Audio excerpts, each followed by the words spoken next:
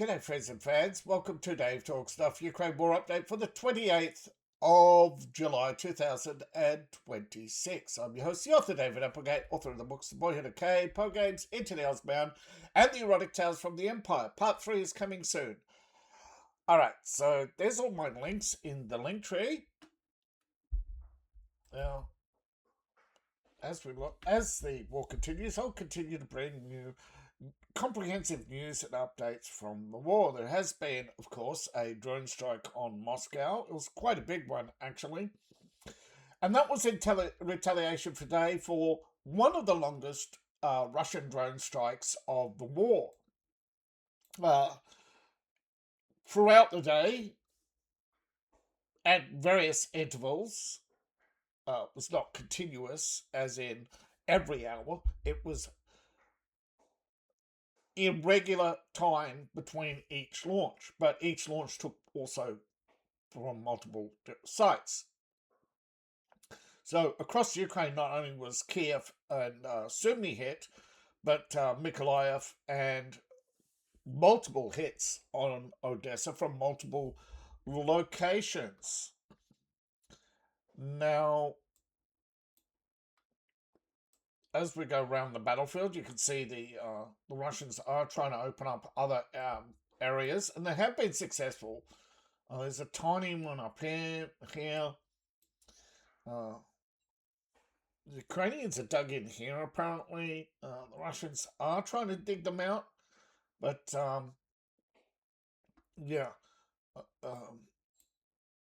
the buffer zone here in the north, they're continuing on Kupiansk.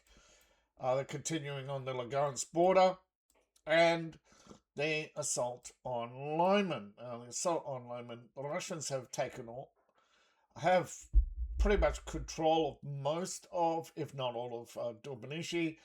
They only control partially Novishki. They're only really on the outskirts, but they have crossed several times into Novishki.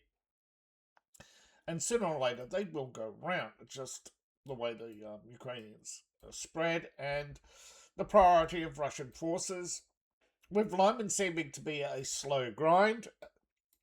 Now, as I've explained to many people many times, although they keep coming back in comment section, the entire strategy of the Russian war is a slow grind. It is a murder machine. Thank you for noticing. All right, so the last bit of Yampil has fallen, though it doesn't really mean much to the war.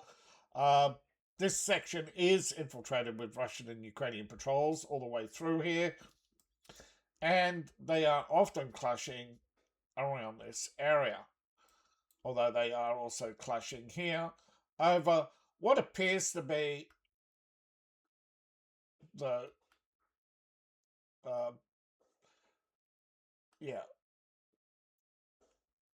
quite deep into Ukrainian territory, I should say, but there does not appear to be any registered or marked, but there are unmarked river crossings. They are often ferries or boat services on the Donetsk, and I do believe there is a crossing further down, hard crossing somewhere down here that isn't on the map. And there is one on the map now, some of these, why there's no bridges marked, of course, you understand that. But the Russians knew where they were anyway. But some of them are not marked because they are blown. They were taken down. They were taken down prior to the conflict with Russia official. So there is lots of preparation that went on the Ukrainian side into the Russian war. Stop thinking that this was, oh no, we're just an innocent bystander. No, they were armed and ready. It's just Russia struck where they didn't expect and overwhelmed them because they thought they could beat 90,000 Russians with 300,000 Ukrainians. Normally you would say, but Dave, that sounds pretty awesome. Yeah, except when you realize there's 300,000 Ukrainians were spread over 1,000 kilometers. in an arc, thinking, oh, my machine, it'll be like Gallipoli, will just machine gun them wave after wave. And they machine gun tanks. What they say again? Yeah, they withheld all their artillery and missiles for the cities.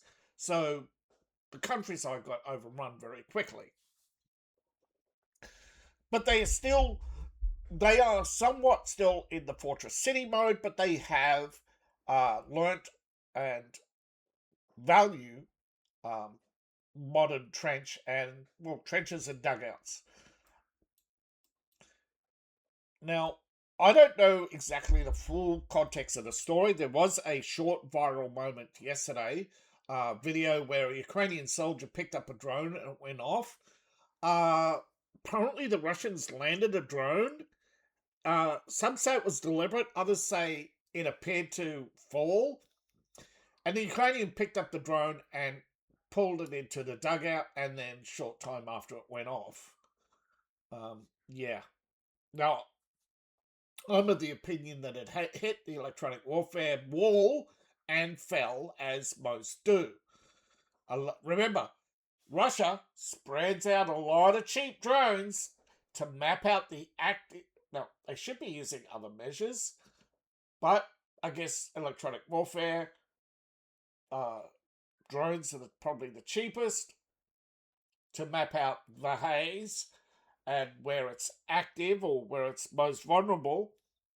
And so, remember, not everything is as Ukraine says. There are sometimes other explanations for why so many drones are launched. It's the same with Ukraine. Ukraine launches drones in arcing waves, not always in the same position and not always on the same path, to try to weave through the Russian haze. And remember, electronic warfare is actually guided. It can, and they are huge antennas mounted on pivots, but they are heavy. They weigh sometimes as much as 40, 50 tons. And these massive steel, even though they're massive steel poles with aluminum and alloy wiring, they still take time to move because they are still heavy. So, yeah, both sides are heavily invested in trying to get a wider arc on electronic warfare. That's the race at the moment. Because with a narrow arc, you can concentrate microwaves and cook a lot of drones. Now, it's the same with this new American system. The reason why it's so quick to pivot is that it is actually a multi-phase, right? So it has multiple frequencies. It can change frequencies and phases of those frequencies. And it can pivot quickly because it has multiple faces. So it just changes faces. And so it can actually also deal with multiple angles and arcs, allegedly. But don't think that pyramid structures will last as an exclusive American product. After all, Russian research all the way through the 80s and 90s was photocopying. And don't forget, Chinese research 50s, 60s, 70s, 80s, 90s, early 2000s, 2010s, 2020s, 2030s, 2040s, 2050s is photocopying. That is Chinese research, number one.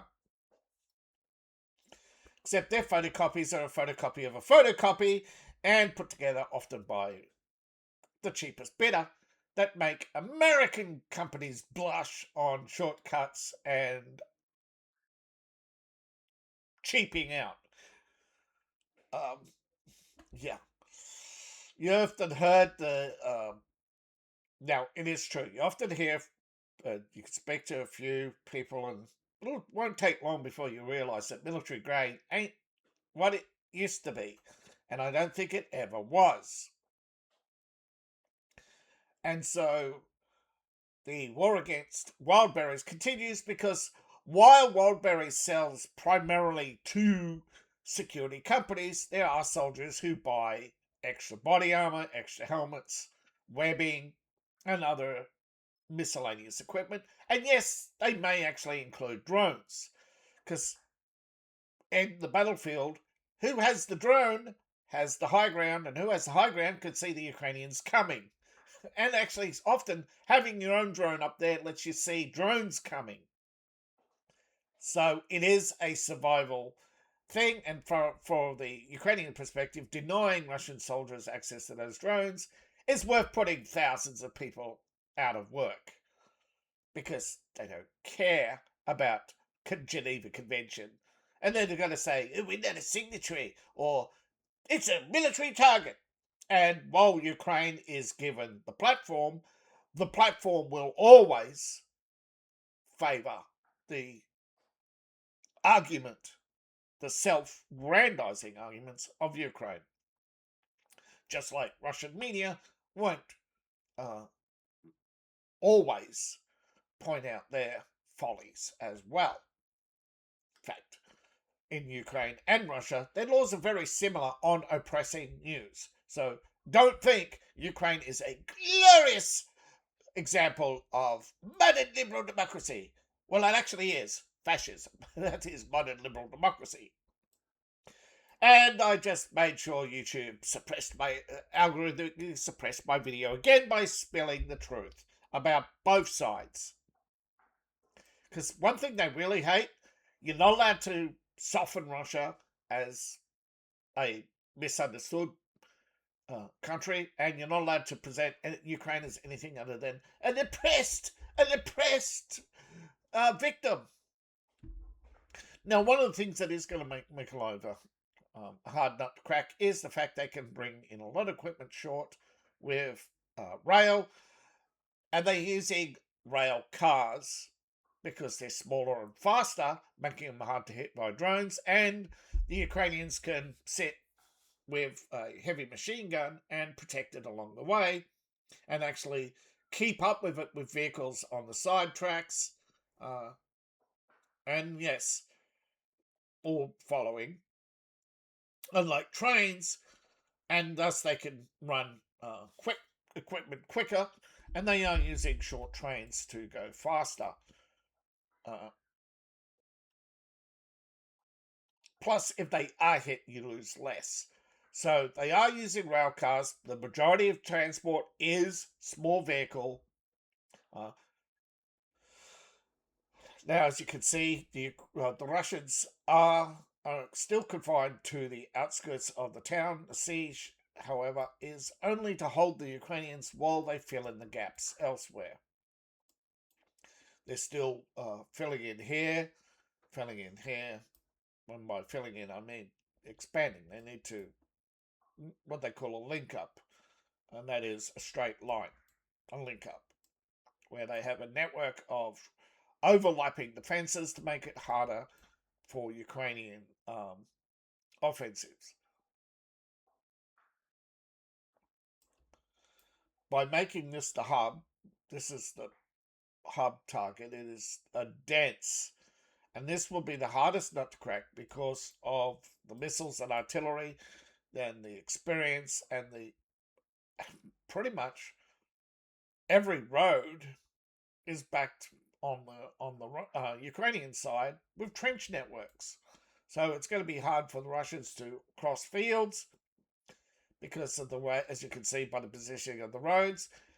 And you're starting to realize roads aren't made to convenience you. They're made to inconvenience an invader. And the philosophy dates back to the Roman Empire, when Rome was made as a deliberate maze so that soldiers radiating out of the barracks, because they didn't know which was barracks and which was, they all looked the same. All the buildings looked the same. Roman architecture, early Roman architecture was the same white two-story buildings with the brown trim and the occasional solid door. Often gave away barracks. But other than that, you had to get close, and you got close, you were usually dead. Now, tunnel systems as well, they date back to the Romans. Tunnel warfare dates back to the Romans. A lot of things. So the sieges pretty much play out the same as in the 15th century. You try to get your cannons within range, just in range, and spread them out so they're harder to kill, and try to focus fire. And the Russian musical artillery, it is musical artillery. It does not all fire at once. It fires on cues, pretty much laid out like a music sheet.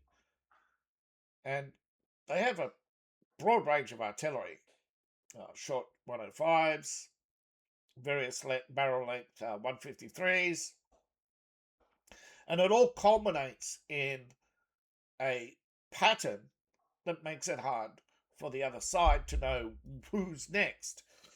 Because you hear the artillery, it's already too late.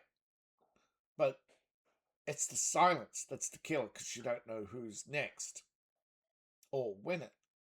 And that is why the Russian grind set is slow, because they always have to fire and move, fire and move. And the Ukrainians are stuck on counter battery duty the whole time.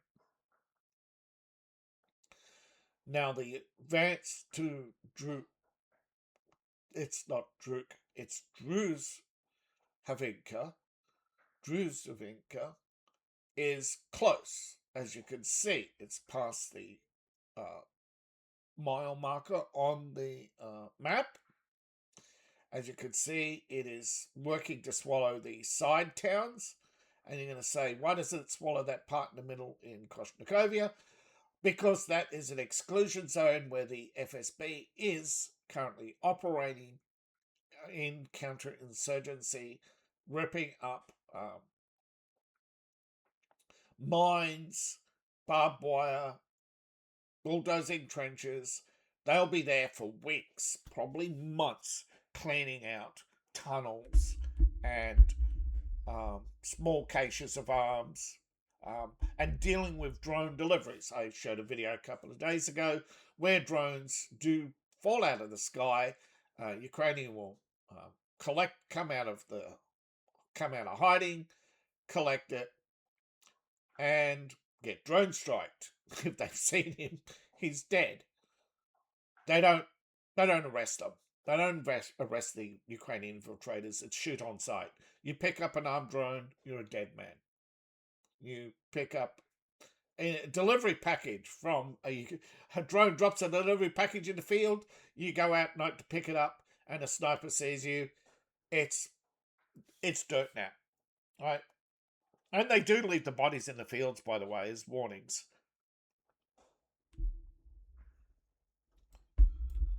And both sides do it, by the way.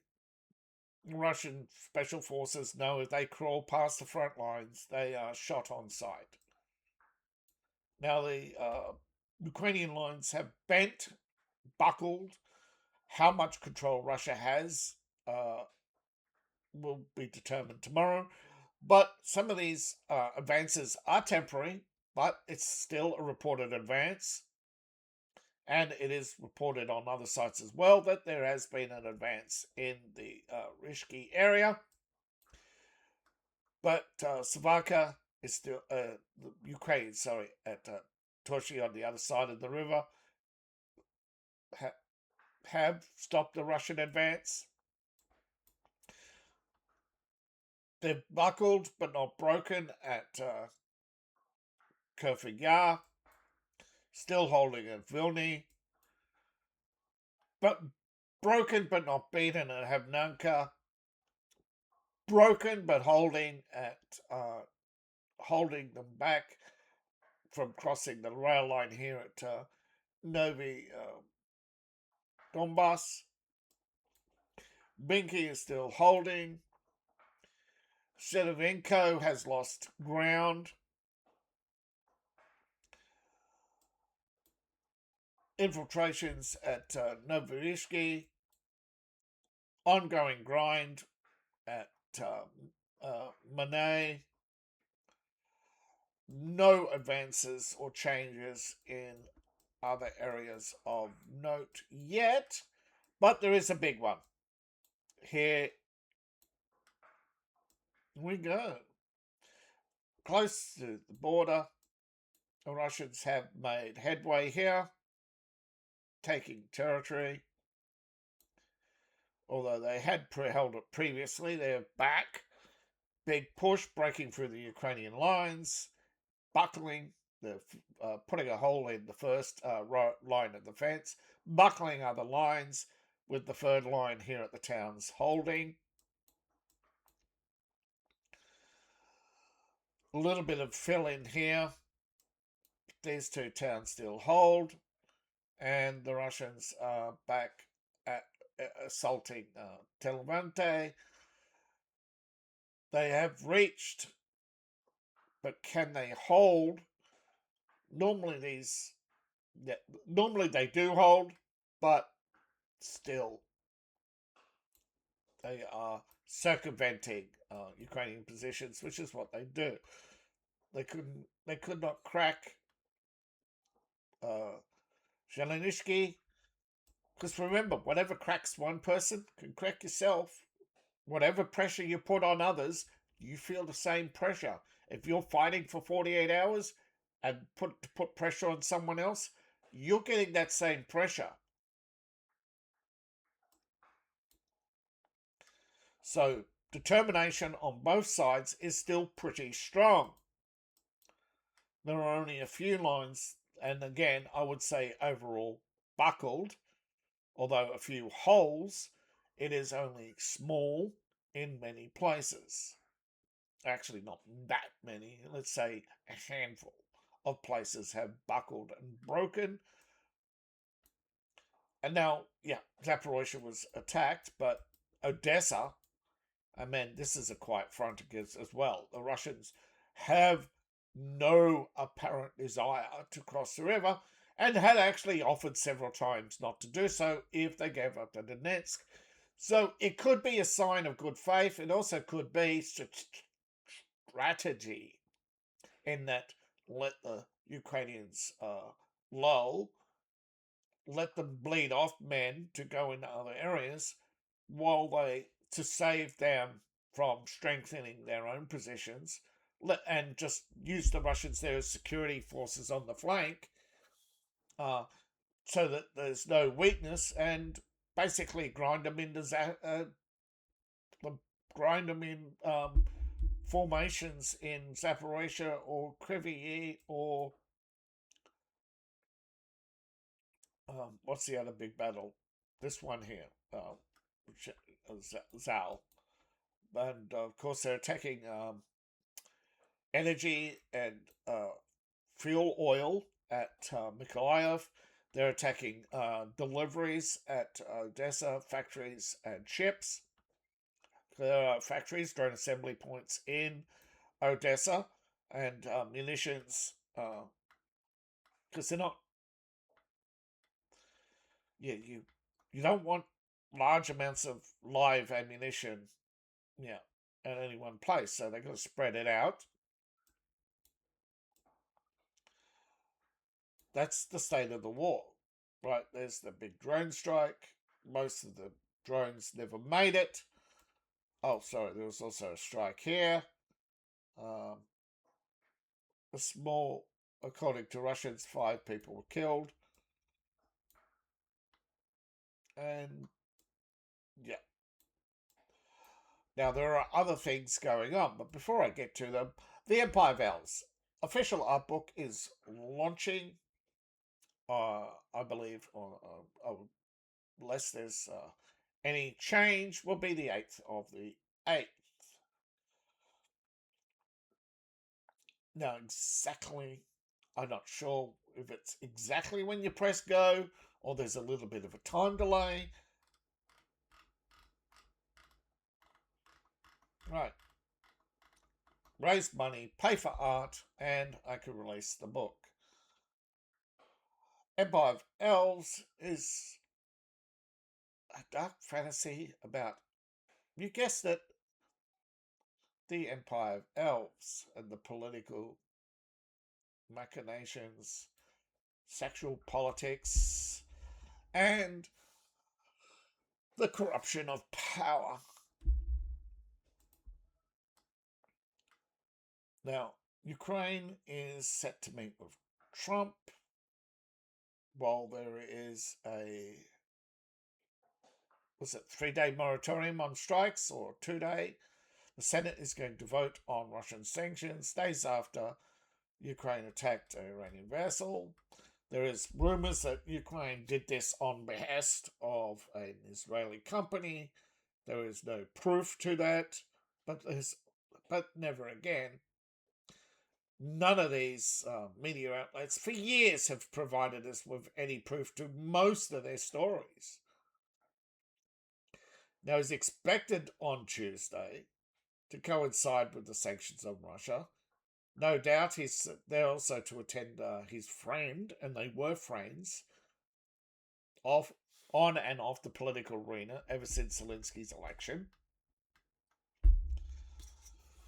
which just feeds into the narrative that there is only a uni-party in the first place. The Russian sanctions bill is expected to rank up pressure by imposing 100% tariffs on goods from 5 of the largest importers, which will include India and China. Now, Trump did sort to add Iran, but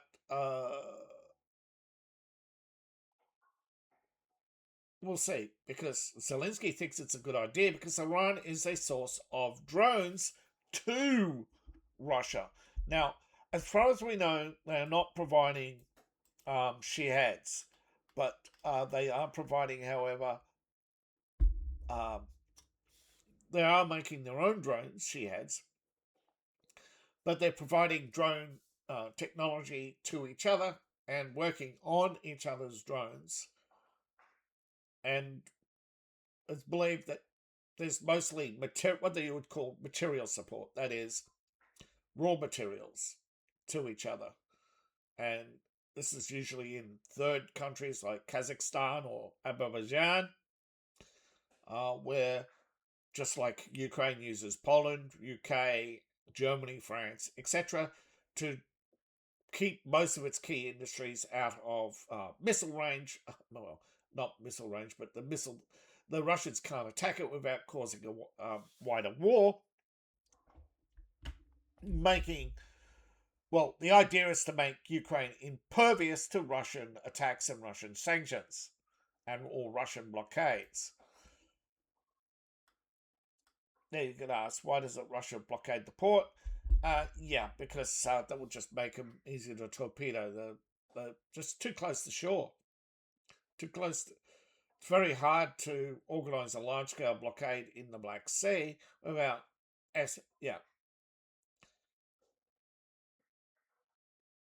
Now, the UK's committed itself to Ukraine and Burnham, going around with waving the Ukrainian flag, and at the last minute, when pointed out he didn't have the British flag, he put it up. Yeah. Of course he did. This is a bend over for the industrial complex. Last night's drone attack was actually reported by Russia, unlike Ukraine. Now, this was the largest in 2 years. The previous attack was over 700. This attack was... most of them have been below 300. This one is not precise, but it was more than 370. Some estimates put it at 400. Hundreds of combat drones in totals were destroyed at various defense lines. 74 made it to Moscow, where they were shot down again by the Night Watch. These are the guys who man massive portable guns. These are 23mm full auto cannons on the back of a tank chassis. Now, these guys have night vision, as you can see by the huge, but they also have AI target identification. They have huge radar complexes around Moscow that are still intact despite attacks.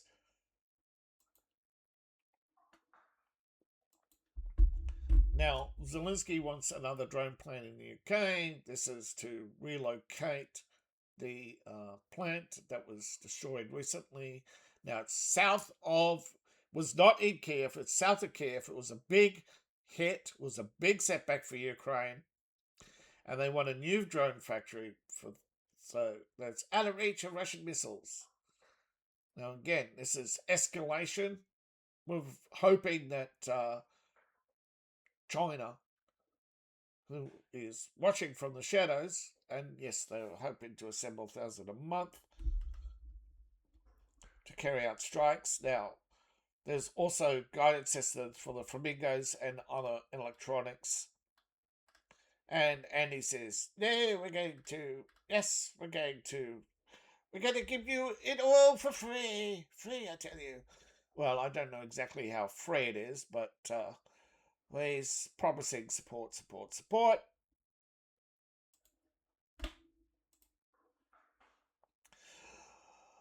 Now, there are two settlements supposedly liberated, but generally we have Komnokuvia a short time, 22 hours ago.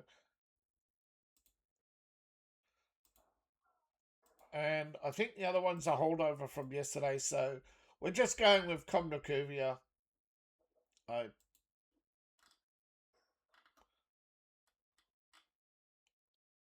Now, I'm going for with the, yeah, Shevchenko was yesterday. Yes, that's right. That's why I closed it. Yeah. Do you need to know who did it? How many each side allegedly died, and all stuff like that? But they are hammering the Black Sea. Short time ago, the attacks continue. They haven't stopped in 12 hours of attacks, which is rare for Russia to continue attacks so long. All right, so we have targeting of fuel hubs along the coast, particularly at Mykolaiv and Odessa. These were ship launched, submarine and submarine launched. There was also interview. Now, Sputnik is copying the interview, believed to have been given by an announcement by Zelensky to the doesn't say here which media it was. Sky News. Yes, there it is. Now, his exact words, "It can be tough." Yeah, Ukrainian winters he's talking about. They're talking about the actual weather. I do believe that the weather is going to be tough on both sides. That's actually an advantage to Ukraine, of course, because it forces Russia to attack less. So thank you for watching. Please like, share, and subscribe. Empire Valves. That's one word. Empire Valves. Buy my merch. EmpireValves.myshopify.com. Your one-stop shop for enchanting treasures based on my writing. So don't forget that like button. Costs you nothing. And of course, if you just want to give direct financial support, you can support me on Ko-Fi, Patreon, and of course, you can buy my books. All my links are in the link tree description, which you can find in the description below in the profile, or scan the QR code on the screen. Appreciate each and every one of you. See you in the next video, and bye for now.